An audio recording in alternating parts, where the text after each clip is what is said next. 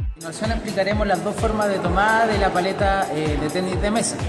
Primero vamos a ir con la forma que se le denomina lapicero, en donde se coloca el dedo índice y el pulgar por frente a la paleta y luego se empuña. Y por detrás se estiran los dedos. También existe la forma en que se empuña, que es menos común, pero también se puede ocupar, para ocupar las dos superficies de la madera.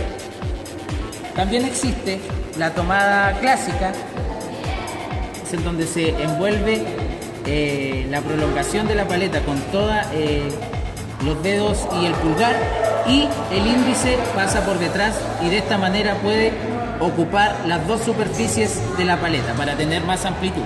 Es más utilizada esta a nivel mundial que la forma lapicero.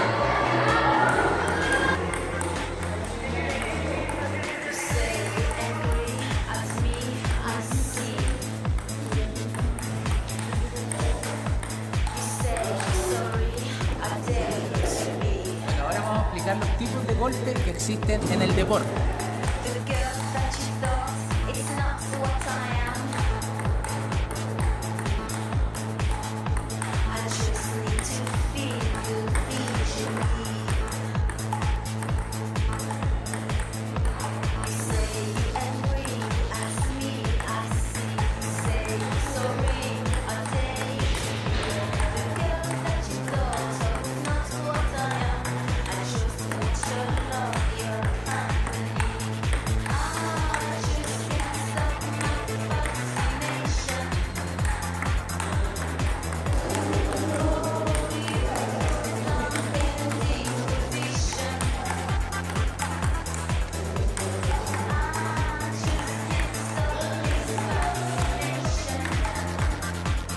Veremos la defensa asiática, el cual abarca toda la mesa y las dos lateralidades, ya sea la derecha como el revés.